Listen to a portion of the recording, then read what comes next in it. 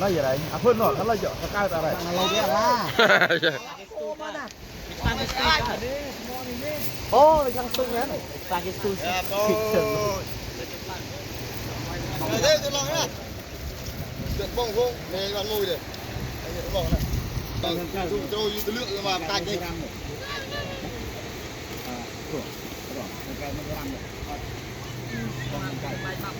no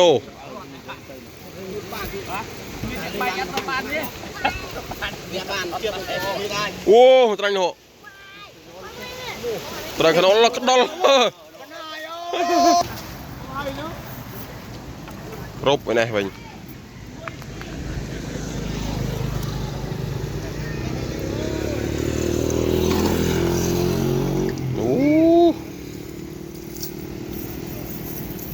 nè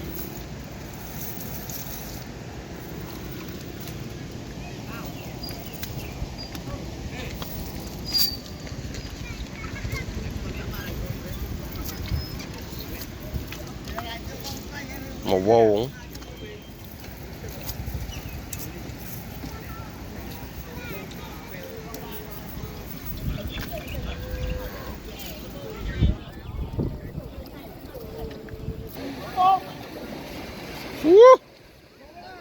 ôi ôi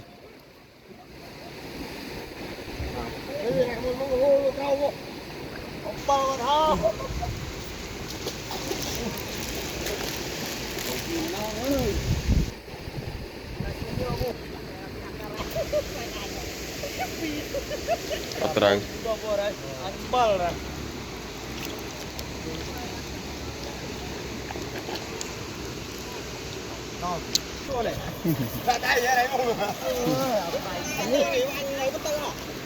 anh ơi anh chủ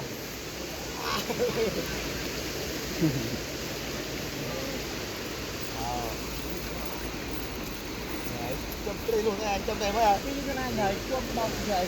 này mày nhỏ quá 3 mũi nó ngọn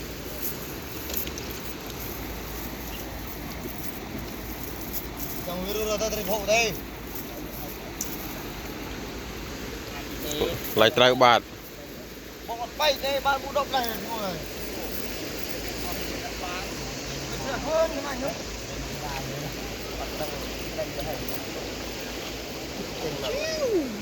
ô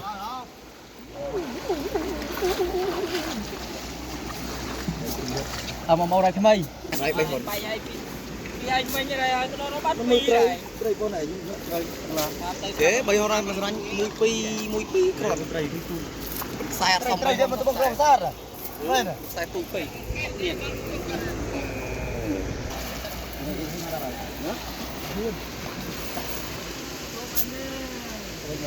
mùi tây đây tuyệt này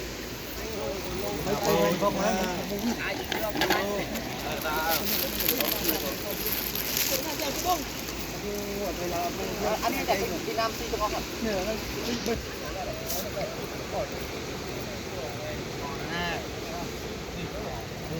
họ đang á tây đi mặt ra nhá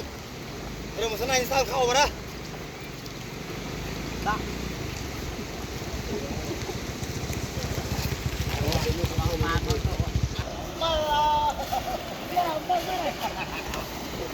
còn bay trên cái đông thôi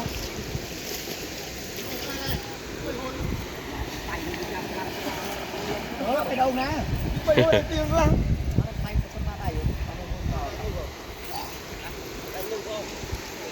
đây anh cái câu nào bay hơn cũng gì à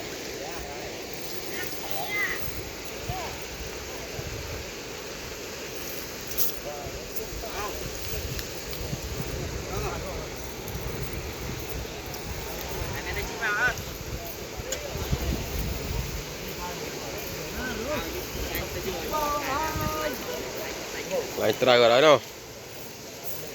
bò bắt rồi hai bò bắt rồi đây cho nó chặt này cho bởi không ngu được không ngu cho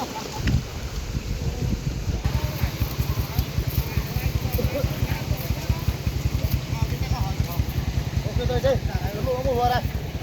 nó mua vừa phát rồi xong rồi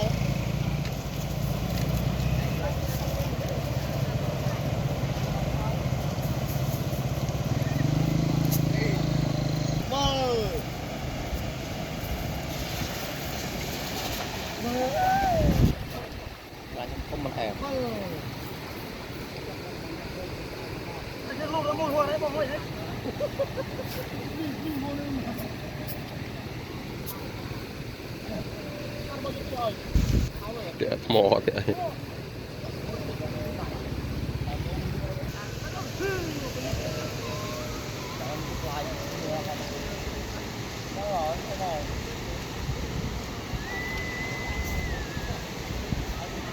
No.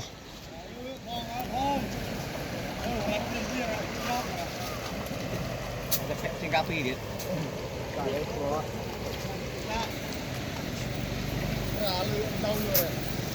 Rồi không trong nước anh bây giờ. Wow, này cái một chuyện chưa em ai nhà đây.